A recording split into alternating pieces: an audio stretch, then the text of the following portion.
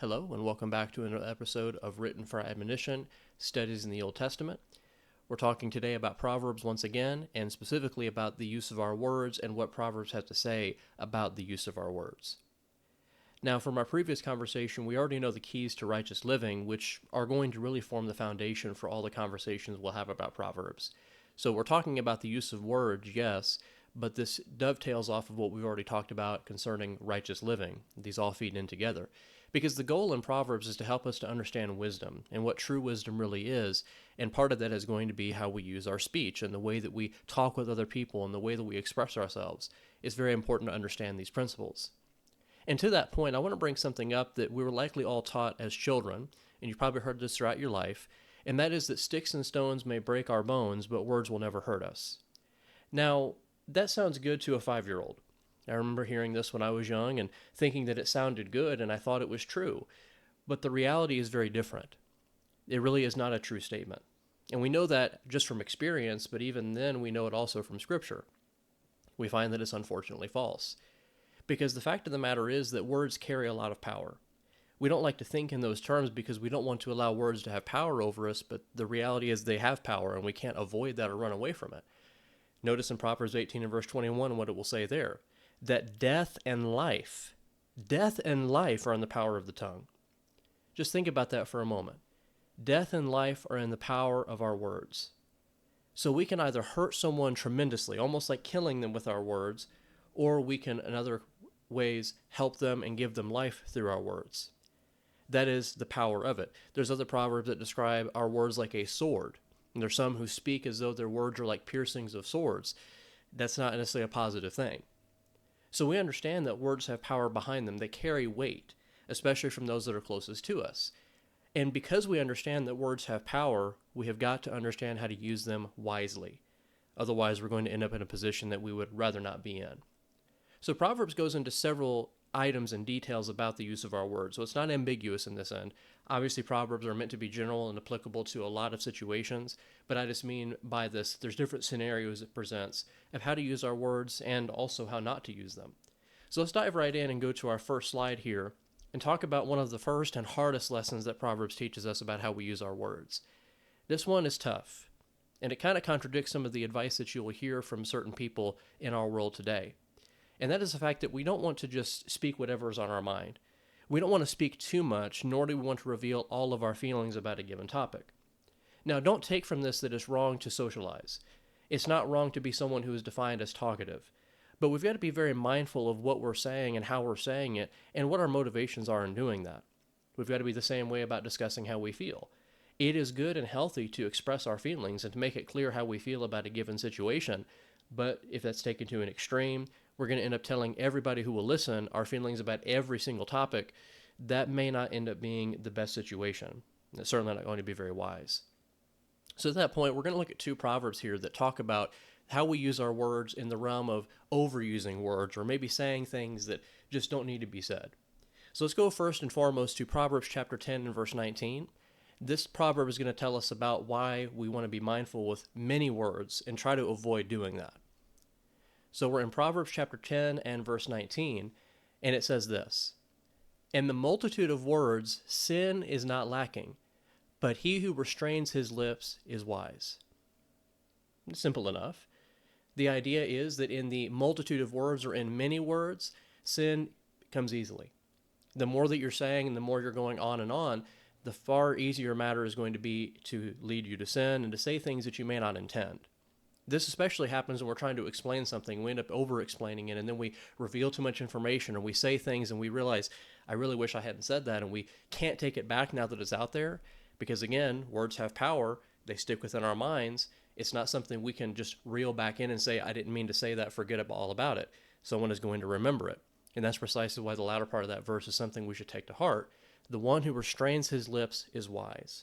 And the reason for that is because the person who is wise is going to understand, maybe this doesn't need to be said. Maybe I need to listen instead of speaking. So that's something also to factor into this as well.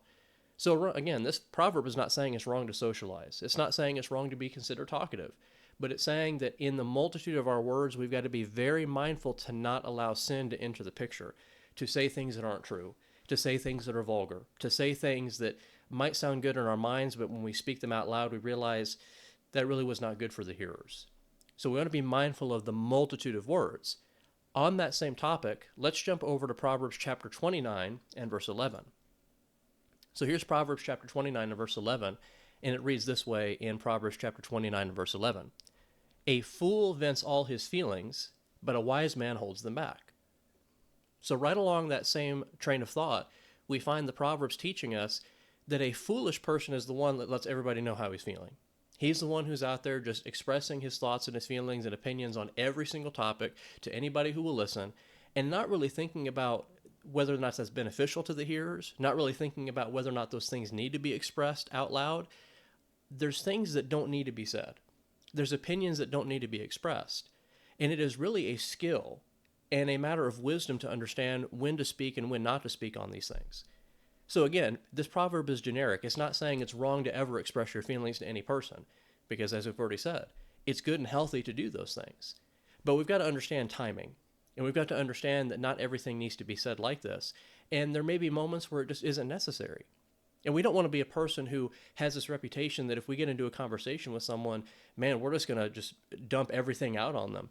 That's probably not the best reputation to have. And that's certainly not going to be something that labels us as a wise person if we're that type of person and thinking in that way and speaking in that way. So we've got to be mindful about how we express our feelings and what we're saying in those things, and realizing that maybe restraint is better than venting all these things out. So we need to be careful with our words in that area, to realize that we can socialize, we can be someone who is labeled as talkative, we can express how we feel about a lot of things, but we've got to be very mindful to not let that lead us into sin. So that's one lesson we find from Proverbs about the use of our words, is to avoid overspeaking and to avoid venting all our feelings in a negative way and having that lead us into a place that we do not want to be. On our next slide here, we talk about truth and lies. Now, obviously, if you talk about the New Testament, you likely already know this. Over and over again, we are admonished to be truth tellers, to speak things that are true, not things that are false. Well, Proverbs also teaches us the same lesson, and it goes into a little more detail in some specific areas that maybe the New Testament doesn't really talk about that much. So we're going to talk here about how wise people do not lie. And the reason for that is because lying lips are a problem with God. In fact, I want to point your attention to Proverbs chapter 12 and verse 22, and you're going to find this is a pretty strong statement here in Proverbs chapter 12 and verse 22. So here it says, lying lips are an abomination to the Lord, but those who deal truthfully are his delight. What does it mean to be an abomination to the Lord? Is that a positive thing? No, it is not. To be an abomination means that you disgust the one who is considering you to be an abomination. In this case, the liar, the one that speaks untruths with his mouth, he is disgusting to God. But notice on the other side of that, the one who speaks truth, he is delighted by that person. He is happy about this person because he is telling the truth. That makes clear the distinction we're talking about. So we don't want to be liars. We don't want to be people who are telling untruths. No matter what the cause or motivation might be, whether it's going to help us or hurt us, we don't want to be liars. Because we understand from this passage, among others that we could say, this is just one of many, that those who tell lies are disgusting to God. Because understand that God cannot lie. He is totally truth, 100% through and through truth. So for someone to tell a lie who claims to be among his people, that's going to be an affront to him and to his reputation, and that's certainly not going to be a positive thing. So we don't want to be a liar. The other thing that we have to understand about liars, and if we are people who tell lies, we have to understand this as well, that those who tell lies, they might think that they're escaping punishment or escaping negative consequences, but that's not really going to be the case for much longer. Let's go over to Proverbs chapter 19. And I'm looking specifically here at Proverbs chapter 19 and verse 5 and also verse 9. These two proverbs basically say the same thing, but I want to read both together because I think when you put them together, you understand the severity of what it is to be a liar. So let's read Proverbs chapter 19 and verse 5 to begin with. A false witness will not go unpunished, and he who speaks lies will not escape. Jump down to verse 9 with me. A false witness will not go unpunished, and he who speaks lies shall perish. So again, you notice there's a similarity there. The first line of both proverbs is the same thing. The latter part of it is a little bit different. But the message is the same. It's telling us that someone who is a false witness, someone who will stand up and say an untruth about his neighbor in a court proceeding, someone who will tell a lie about another person, they're not going to go unpunished. They're not going to escape judgment. They're not going to escape the consequence of their lives. They are going to face the punishment for those things and pay the penalty that is due. Because, as we've already mentioned, God is disgusted by liars. He's not going to cover for them. He's not going to hide them or conceal them. He is going to punish them because they were liars. They did not tell the truth, though they should have told the truth. And there is in these passages, especially verses 5 and 9 here we just read in Proverbs 19, there's a level of intent behind this. This is someone who is doing this deliberately. They understand that it's a lie, but they tell it anyway. That is definitely something Proverbs hits on and talks about in great detail as being something that is simply not a wise thing nor a godly thing to do. There's one other thing I want to mention, though, on this point about lies. So we've obviously covered some of the high points about lying and why we shouldn't do it and why it's so bad and the reality of the consequence behind it. There's one other thing that isn't always classified as a lie per se, but definitely involves things that may or may not be true and that we may not really even know for certain whether it is true or not. Join me over in Proverbs chapter 20 and verse 19. So here in Proverbs chapter 20 and verse 19, we read about a talebearer, and this is what the proverb has to say. He who goes about as a talebearer reveals secrets. Therefore do not associate with one who flatters with his lips. What in the world is a talebearer? Now, as that language might describe to you, is someone who is bearing stories to different people. They have information that obviously is not public knowledge, but they're going around telling people about this, and they're sharing it with others that may or may not even have a vested interest in knowing that information. But this is someone who is not faithful. This is someone who is portrayed in this passage as negative, because notice what the latter part of this proverb says. Do not associate with someone who flatters with his lips, which is clearly talking about that talebearer there at the beginning of verse 19. So we don't want to be a talebearer, or to put it in modern language, we don't want to be a gossip. Because oftentimes, in fact, I would say 99% of the time, gossip is going to involve things that are not really that true, or that we don't know for certainty are true. There's a classic example is often cited of you see someone walk into a place that someone ought not to go, maybe a liquor store, maybe some other type of illicit club, and you know this person, and you see them go in there, and then you see them come back out, and you can draw all kinds of conclusions about that. But it's very easy in that moment to take that and say, they must be up to no good, because sometimes we naturally assume the worst about a situation even when we shouldn't. But we've got to be mindful to not be that type of person that sees that information and then just spreads it around and tells people, you won't believe where I saw brother so-and-so, or I saw sister so-and-so. You won't believe this information. And we start sharing this around and spreading it, and we ruin someone's reputation. And for what? For information that we don't know is true or not. It may have been someone else that resembles the person we thought it was. There may have been a reason that they were there. There's all kinds of things that could be brought forth to explain the situation that does not make it really that big of a deal. But if we are a talebearer, we're going to be someone who sees that, and we're going to hit on it, and we're going to go spread it far and wide. That is not wise. That is not truthful. That is not godly. So we've got to be very mindful with how we use our words and to not become a person that spreads tall tales, that goes around telling people all this juicy gossip. Obviously, we want to avoid blatant lies, intentional lies. That goes without saying, even though we did talk about it in some detail. But we also want to avoid gossip, which is of questionable authenticity and often involves lies, if not every single time involves lies. So no lie is worth the damage it does with our relationship with God. We do not want to be disgusting in His sight. And so we must be people who tell the truth. Now finally, let's talk about how Proverbs urges us to use our words to encourage peace and harmony among people rather than conflict. Now, as I've been mentioning some caveats as we go through this, I don't want you to think that I'm saying here that conflict and confrontation are bad or avoidable all the time. I want us to understand that conflict and confrontation are going to happen. Those are not always bad things. But what I'm saying here is that the way we use our words can influence how people react to us, and whether or not those conflicts and confrontations are common and explosive, or if there's something that is a bit more positive and productive. Obviously, if we have to confront someone about a sin that's happened or some other issue that's come up, we want to actually see the person's behavior change or to see the issue corrected. We don't want the person just to continue doing what they're doing. So we've got to be mindful with how we use our words so we can actually see that outcome come to life. So to that point, we have a few proverbs we're going to look at here that teach us how to do this and give us some pointers on what it actually looks like to use our words to promote this peace and harmony that will help people to really be all that they can be. So let's go ahead and look first and foremost at Proverbs chapter 12 and verse 25. So Proverbs chapter 12, verse 25, and this proverb reads like this. Anxiety in the heart of man causes depression, but a good word makes it glad. So here we have a situation where someone is anxious. They are down. They are depressed, as this passage says. But here's someone who speaks a kind word to this person who's experiencing anxiety or depression. And that kind word actually gladdens that person's heart. There is power in a positive word and a kind word to someone who is suffering with this. It lifts them up. It gives them motivation to continue on. Now, obviously, the opposite would also be true of a harsh word would make the person even more depressed. So we certainly don't want to do that. So we want to speak kind words that produce this gladness within people's hearts, lest they fall even further down the pit of depression and anxiety. That's something that is good and wholesome for us to consider. There's also something else we should think about in Proverbs chapter 15 and verse 1. And this one is one that you see in so many situations in the Old Testament, even in the New Testament. You see this day to day in common interactions, the power of what this proverb says.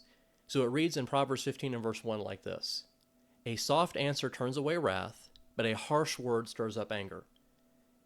So here, again, you're kind of seeing a situation unfold where maybe someone is confronting you.